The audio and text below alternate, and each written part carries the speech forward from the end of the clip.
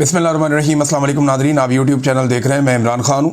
Adiala jail के बाहर पाकिस्तान तहरीक इंसाफ के लोगों ने इमरान खान साहब की बहनों के साथ धरना दिया और फिर रात गए उन्होंने धरना ख़त्म कर दिया। एक मरतबा फिर इमरान खान साहब की बहनों की या फैमिली की इमरान खान साहब से मुलाकात नहीं करवाई गई। इसी तरह से बुशरा बीबी की भी मुलाकातें रोकी गई हैं और इमरान खान साहब की भी मुलाकातें रोकी गई हैं।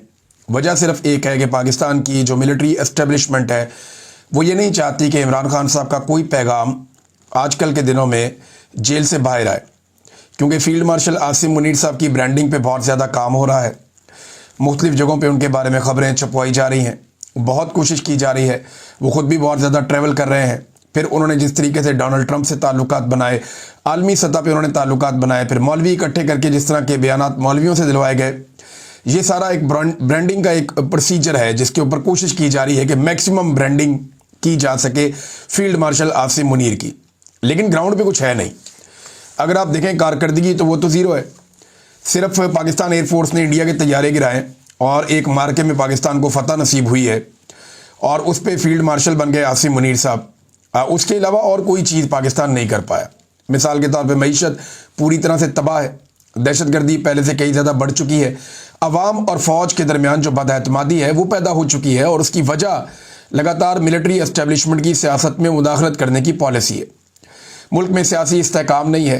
गुरबत बेरोज़गारी में कई गुना इजाफा हो चुका है, महंगाई में कई गुना इजाफा हो चुका है, जबकि लोग पाकिस्तान छोड़ छोड़ कर बाहर जाना चाहते हैं। सरमायाकारी कोई पाकिस्तान में लाने के लिए तैयार नहीं है। PIA को इन्होंने बेचा, वो क्या हालत हुई मैं आगे चल के आपको बताऊँगा। लेकिन इस ब्रांडिंग को बचाने के लिए इमरान खान साहब और उनकी अहलिया को जेल में मुलाकातों पर पाबंदी लगा के कोई भी पैगाम बाहर ना आए, इसका बंदोबस्त किया गया है। लंदन में भी जो ओवरसीज़ पाकिस्तानी है उन्होंने शहजाद अकबर साहब ने इसको लीड किया था। पाकिस्तान की जो एम्बेसी है उसके बाहर इन्होंने एहतजाज किया और वहाँ पे ओवरसीज़ पाकिस्तानी इकट्ठे हुए। इन्होंने वहाँ धरना दिया, धरने पे बैठे रहे काफ़ी देर, काफ़ी नारेबाजी हुई, बहुत तकारीर हुई और उनका ये कहना है कि जब जब इमरान खान साहब की मुलाकातें रोकी जाएंगी हम इस एहतजाज के सिलसिले को बढ़ाएंगे, इसे यूरोप में भी ले जाएंगे और बाकी शहरों में भी इसको आहिस्ता आहिस्ता लेकर जाएंगे। तो ये पाकिस्तान तहरीक इंसाफ की जानिब से शहजाद अकबर साहब ने और ISF के लोगों ने इसको एहतजाज को लीड किया था। तो ये आगाज़ हो गया है बरतानिया में भी एहतजाज का। अब नादरीन, मौलवी जो हैं वो इकट्ठे होकर आसिम मुनीर साहब को पै गए। ये सिंपल वजह यह है कि पाकिस्तान के जो उलमा इकराम है या मजहबी सियासी जमातें हैं उनकी स्पेस ख़त्म हो गई थी गुज़िश्ता 2-3 सालों में। ख़ास तौर पे आसिम मुनीर साहब के दौर में उन्हें मौका ही नहीं मिला, क्योंकि इमरान खान साहब पे जुल्म और जबर इतना ज़्यादा हुआ कि सारे लोग इमरान खान साहब के साथ खड़े हो गए।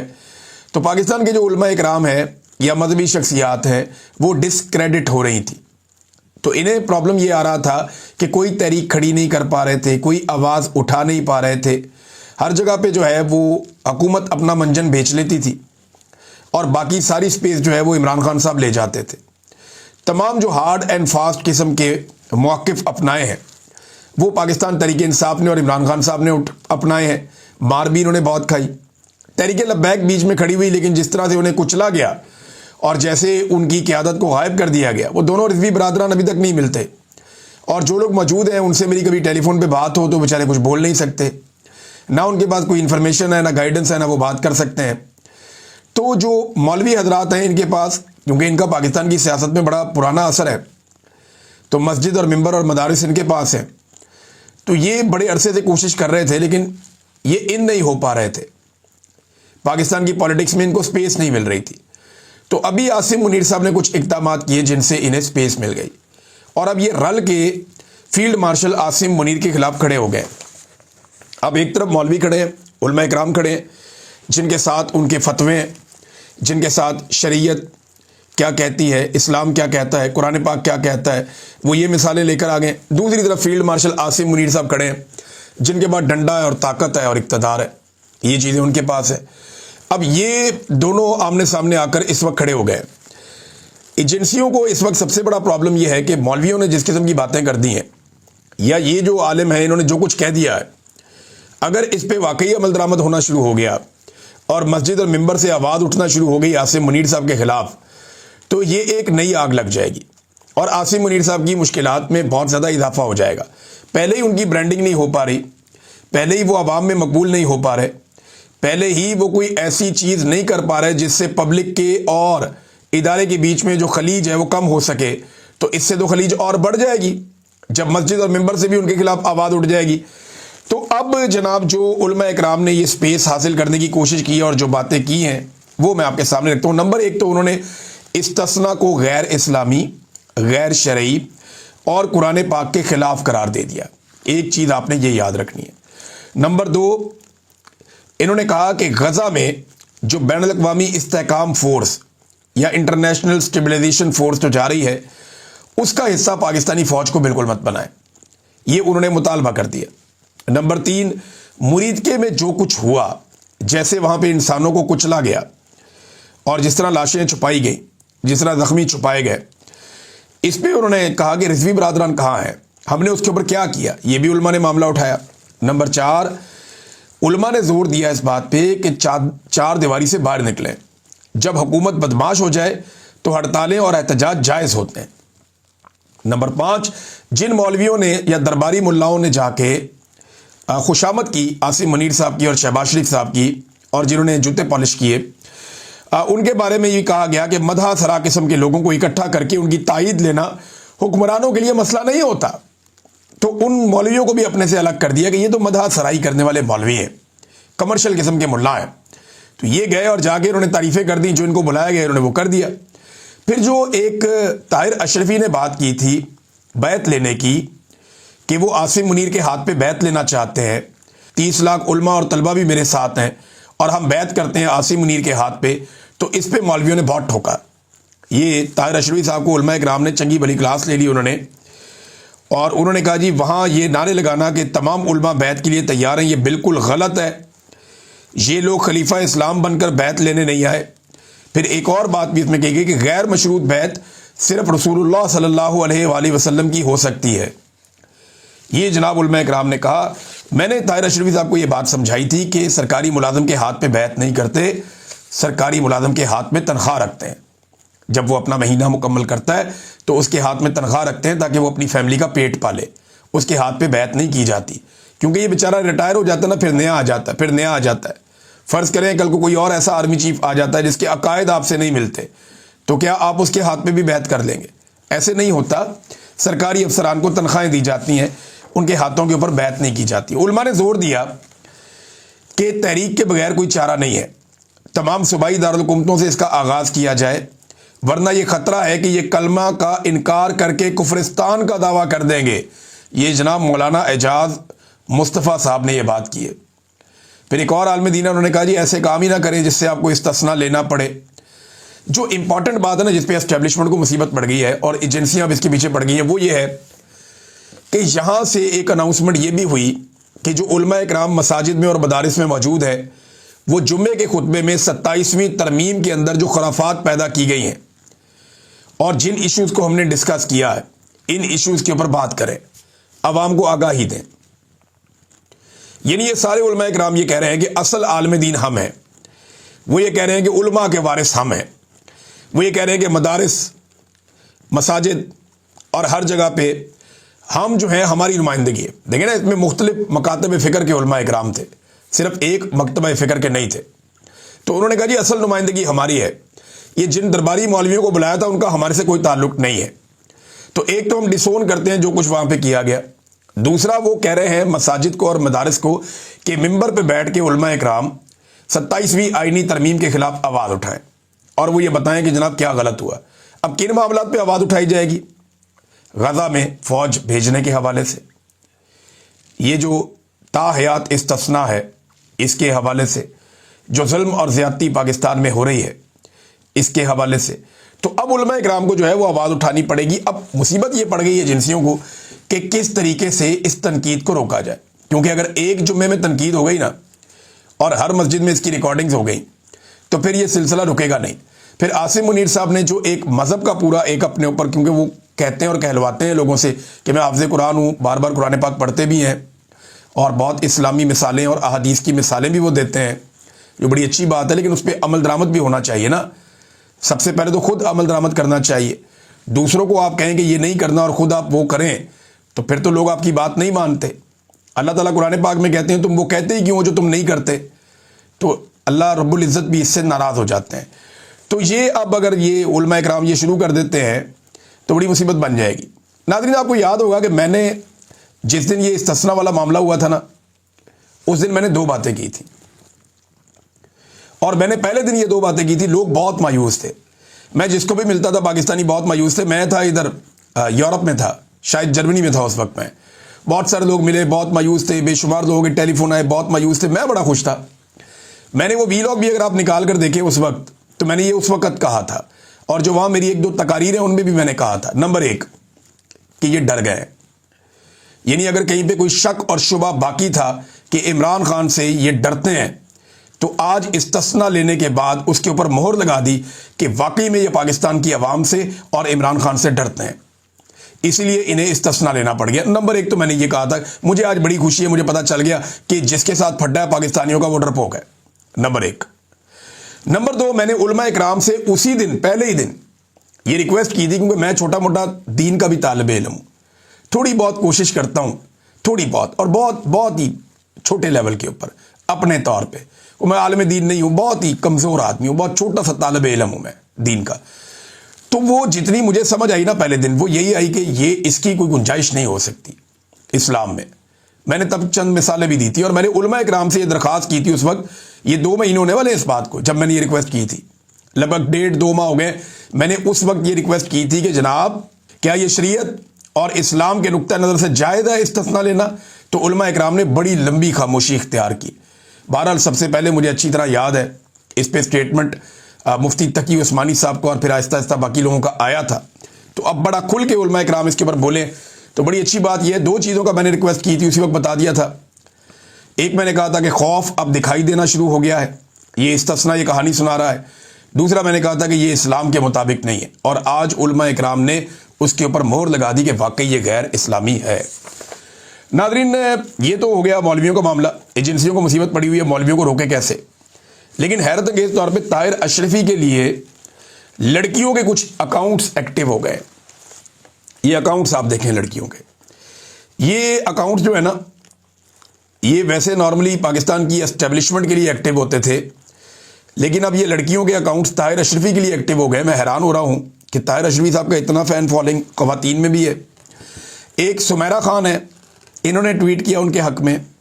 ایک عروج خان ہے، انہوں نے ٹویٹ کیا.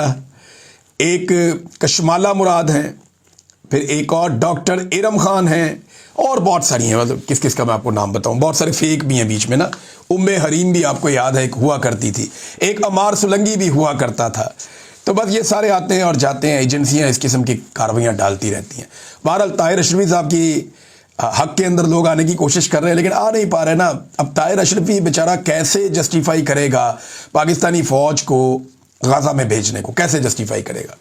سوال پیدا ہوتا ہے نا، کیسے جسٹیفائی کرے گا؟ دوسرا، طاہر اشرفی تا حیات استثناء کو کیسے جسٹیفائی کرے گا؟ کیسے؟